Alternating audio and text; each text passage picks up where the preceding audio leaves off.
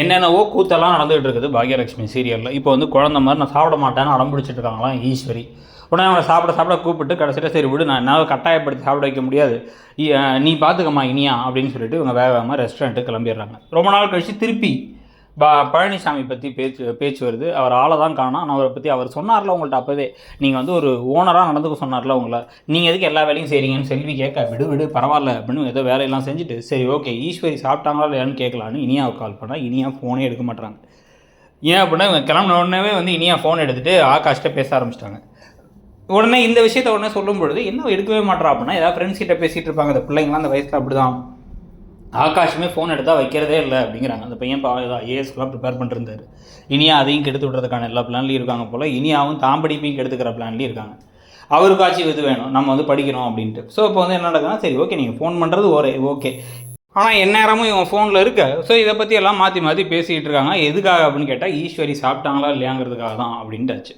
இதுக்கு நடுவில் கோபி வீட்டுக்கு வந்துடுறாரு. வீட்டுக்கு வந்து அவர் சாப்பிட வைக்கிறாரு. ஏன்டா எதுக்குறா நீ வேலையை விட்டு வந்த, ரொம்ப அலையாதப்பா அப்படிங்கிறாங்க. பாக்கியானா அலையலாமா, ஆனால் வந்து கோபினா அலையக்கூடாதான். யார் ஒன்று வர வச்சா, பாக்கியாவானா இல்லை இனியா தான் அப்படின்னு நினச்சா. இப்போலாம் ரொம்ப திமிரு பிடிச்சி போய் திரியிறா பாக்கியா அப்படிங்கிறாங்க.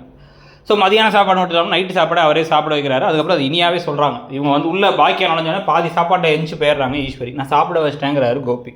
உடனே வந்து இப்போ இவங்க என்ன சொல்கிறாங்க அப்படின்னா, இனியா பாட்டி பண்ணுறதுலாம் ரொம்ப ஓவர்மா, நல்லா தான் சாப்பிட்டாங்க, நான் மட்டும் தான் இப்படிலாம் பண்ணுறாங்க, அப்பாட்ட வேறு ஏன் அலையிறன்லாம் வேறு கேட்குறாங்க அப்படின்ட்டு. ராத்திரி உட்காந்து ஏதோ ஹோட்டல் கணக்கை பார்த்துட்டு இருக்காங்க பாக்கியா. அவங்கள பார்த்து பரிதாபப்பட்டு இவர் ஏதோ காஃபி போட்டு கொடுக்குறாரு. காஃபி போட்டு அது பார்க்க டீ மாதிரி இருந்துச்சுன்னா காஃபினாரு கொண்டு போட்டு வச்சதுக்கப்புறமா வந்து பார்த்தீங்கன்னா இவங்க அதை குடிக்காமலே படுத்துடுறாங்க. காலையில் எதுக்கு அவன் போட்ட காஃபியை நீ குடிக்கல அப்படின்னு வந்து ஈஸ்வரி கேட்டால் நான் குடிப்பேன்னு சொல்லவே இல்லையா, அவர் முதல்ல ஏன் இங்கே இருக்காரு அப்படின்னு பாக்கியா கடும் கோபமாக வந்து இது பண்ணிவிட்டு நக்கலாக வேற பதில் சொல்கிறாங்க. அது ஈஸ்வரிக்கும் கடுப்பாக இருக்குது. அப்படியே கோபிக்கு நல்லா மூக்க உடச்சிட்ட மாதிரி இருக்குது.